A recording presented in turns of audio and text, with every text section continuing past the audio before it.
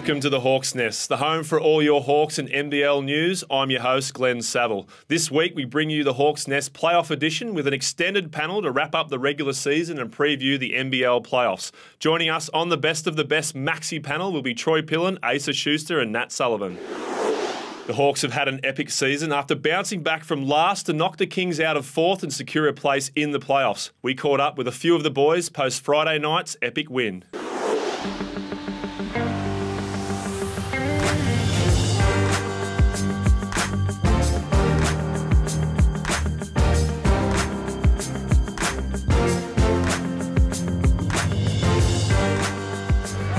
I'm with Hawks captain Oscar Foreman. Ozzy, firstly, are you okay to do interviews? Are you okay to do a talk? Yeah, if I mumble, that's not just what I normally talk like, it's just my new vocals. Now, obviously a huge win. You had a great start to the game. Take us through your preparations for what was a huge game. I got out early and I shot my usual threes. Shot a few more. I shot 200 rather than 50 or 60 this time. Rott shot with me, so I was hoping he was going to make a few early on in the game with me. The guys did a great job of finding me. You look at, last play of the game, last play of the first half, Kev puts his head on the noose and, last second falls over to spit it out to give me a three. He knew what was happening. The guys did a great job of, scrapping on the ground to make sure they kick it out. You were pretty well covered in that first quarter. Really tough defence played against you. How did you change things? How did you make sure that you could, come out on top by the end of the game? I knew it was going to be tough. Jesse's an extremely tough defender. He works hard, and he was tough. He made it tough on me. I had to rush my shots, and they did a good job of talking and switching. So it was just, it was a collective team effort. In the second half, it was all about my teammates. They found me when I was open, and we went from there. And a lot of guys made some key plays for us, and it's not about one guy, it's about the team. So it was great to get a win. And they did put a lot of pressure on Rodney there. Jesse Sanders was all over him in that first quarter. You just felt that it was up to you to be able to step up and take those shots when you were open? Oh, it's up to everyone to shoot it when you're open, and that's the thing. I knew if we moved the ball against this team, we generally get corner threes against them, and I just had to knock them down. Same as kind of last week against Cairns at home. Also the week before, they give the corner up. You've got to give something up. We give certain perimeter to certain players, and they generally give the corner up. So I had to be ready to make the shot. Now you guys put up over 100 points, but I was really impressed with your defense tonight. It's always been really good, and I suppose you really had to focus on that, given the number of different weapons that they had right across the court. Definitely, they're extremely talented team. They got a lot. They can beat you in a lot of different ways. And Gordy had an awesome game plan. All four games that we played, the Kings, and we played well and executed it for the most part. And that's why we came away with the win. Now you've got one final game for the regular season against Perth. Then of course you're staying over there for the week to prepare for the finals. What do you guys have to do to get a win in Perth to be able to come back and try and wrap up the series here in Wollongong? Stay in our structure. Perth tend to, at all stages of the game, you feel like you're getting smashed. At all stages, you feel like you're 20 down, even if you're up by 5. It's just the way it is. You look at games on TV and you think, geez, so-and-so's getting smashed, and they're down by 2. That's just a team. They try and hurry up and rush you. If you stay in your offense, stay in your defense, you're okay. So we'll put throughout the week, we'll put together what we're going to do to counteract their hard showing and their switching defense. But as long as we come in aggressive, hit shots and play like we have been the last 8 weeks, we should be all right. Great win. Good luck next week. Cheers. Welcome back to the show. Time to take an in-depth look back at the season and talk everything playoffs. This week on the panel, we're joined by Hawks Nest, best of the best. And we've got Troy Pilon, Schuster and Nat Sullivan. Welcome to the show, boys. Thanks for holding it together, Truckee.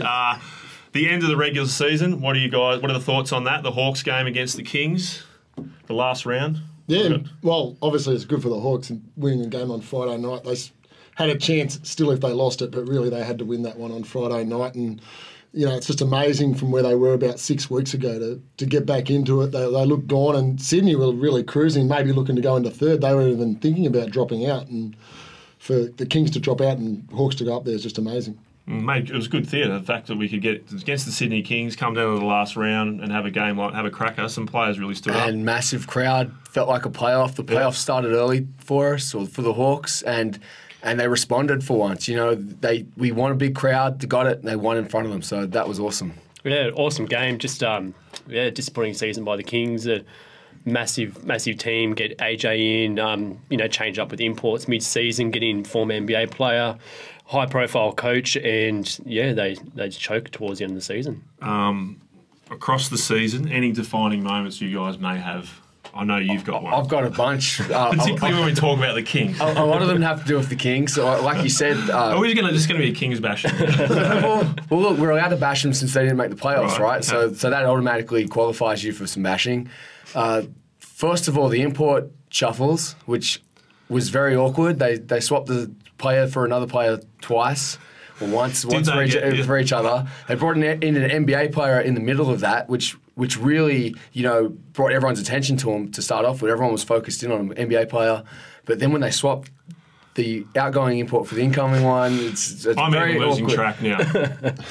Awkward situation. I'm still awkward about the whole thing. It was uncomfortable for me to watch and be around it. Sanders was the right fit, but I felt awkward watching him. He looked like Virgil from the Thunderbirds. He's like all systems go. Yeah, but he was the right fit. He had some crack that game against Adelaide where he racked up almost a triple-double. Well, he's one of those guys that's not conventional but gets it done. Like, he actually did the job. He actually got the job done in ways as long as it doesn't look orthodox, but he gets it done, yeah. Yeah, even when he didn't get his stats, as you're talking about getting his stats, he was still had a good impact on his team. He ran the team a bit like Damian Martin does for Perth. I thought he was very similar. Yeah, I think the biggest tell for the Kings is you look further down the roster. Ben Allen played half the season, averaged 4 minutes a game. They made a big hoo-ha about signing the former Perth Wildcats development player Kyle Armour. I don't think he even played this year. Just in the pre-season. Sean Gleeson as well played 2 or 3 games. All these players are all on the roster, yet did nothing throughout the whole season. And then to top it off, Shane Heal basically says he's not coming back next year. And I was at the press conference and we actually didn't ask him what his future was going to be. He was in the middle of just talking about the game. And he was just saying, I'm disappointed and I won't be doing this job next year. And we were all like, wow, what's going on? So that could have easily been the Hawks in 5th position. We go to the playoffs where our season's a success. On the other hand, the Kings have completely fallen apart. They don't have a coach. Talking about the season, where does it stack up against other seasons? And bringing in NBA players and all those kinds of things, what are your thoughts? I think it's pretty memorable because, you got Chris Golding hitting 50 points. Sam Young coming in, James Innes, Rodney Clark, one of the best shooting one of the best shooting imports ever. Then you had the Crocs that were just dead before the start of the season. They came in and they made the most of it on a budget. They upset some teams. Yeah, definitely. There's no doubt. On a budget that probably would have been fitting for like McDonald's starting lineup under 13s team or something like that. Interesting way to put it. Yeah, and then obviously the Breakers fall from grace as well, from first down to second last. So yeah, pretty memorable season. In terms of seeing the Breakers fall, I think it's a breakthrough. I think a lot of fans were wanting to see new teams come up, and the competitiveness where any team could beat any team on any given night. That's awesome. That's an awesome product you're putting out there. The Hawks were last with 7 weeks left to go and just made a run for it. So Truckee commentated a lot of the games this season. What are your thoughts across the board? Yeah, a bit like Nat said, that some of the imports we had this year was a highlight for me. Rodney and players that can actually dunk. Yeah, some excitement. But even Rodney, he's not a guy that I've seen him dunk in the warm-ups, but he's not a guy you come to see dunk. But just watching him play, you want to watch him play because he's so good and exciting to watch. But just a bunch of those guys around the league, and Golding, as you said, that was exciting. Seeing Perth get 12,000 a game, that's good for the league. So hopefully it's better things next year. We did talk a lot on the show about rule changes at the start of the season, particularly at the pre-season tournament. Through to the end of the season, is it just petered out? Are we noticing any of those changes? It's loosened up a bit, not like it was last year or the years before, but yeah, at the start of the season, definitely cracking down on a lot of contact, and then I don't know when it started kind of blending into what we have now, but yeah, they're getting a bit more go, and we're in the playoffs now, so expect it to be well, the physicality is going to ramp up. It just depends how they're going to call it now. Yeah. That's the thing. And we saw Adelaide and Melbourne kind of getting chippy there at the end of their last game, so I'm expecting that series to be very physical, very, very kind of bruising. Yeah, well, interesting way to finish that. So Hawks playing the dead rubbers all round. What is there to take out of those games? Like Wollongong getting smacked by Perth. Were they showing everything? That other game, three-quarters of the game, I think they weren't showing their full colours, but they were playing almost at full strength and just let go for one quarter, and that was it. That's all Perth needed. And to be honest, if you're a Hawks fan, that's the game you want them to lose, because there's no way they're going to win 2 straight games in Perth. Yeah. It's pretty hard asked to win 1 game. So, you want them, if they're going to drop any game, sure, be that one. And now they're staying in Perth now for the whole week, so they're going to get acclimatised to the stadium, to the hoops, to everything, and hopefully they can come out. Interesting way to prepare, though. Stay away a whole week. Yeah, definitely. I think been away from the missus for a whole week. The kids. Well, I think it's the best chance they have. I'm still playing. Well, that's the thing. I think travelling. Cut that out. I don't want travelling to Perth seems to zonk teams out, and I think if they're going to have 5 days there, this is the perfect opportunity to win a game in Perth. The ideal preparation. And just with the last game of the regular season, I thought maybe they should have sent Jamo out there to kind of as a hatchet man and maybe just kind of smash a few players. How can you be a hatchet man when you've got arms like a sparrow? Jano's unassuming. He could do some damage. He's got sharp elbows. He does, yeah. Sharp knees.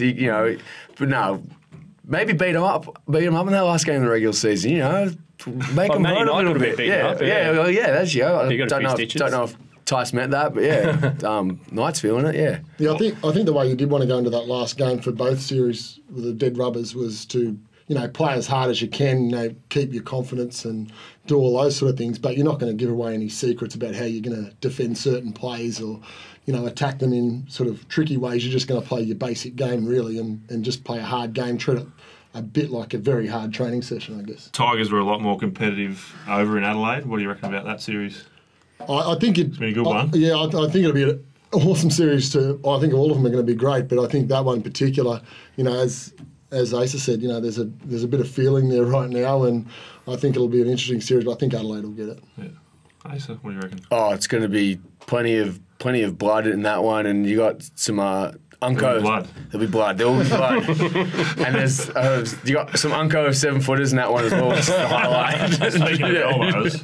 So Morrison and the Big Schnitzel going at it is my matchup in that one. That doesn't get better than that. The Big Schnitty. The Big Schnitzel. What do you reckon about that? Yeah, I think Adelaide will be too deep.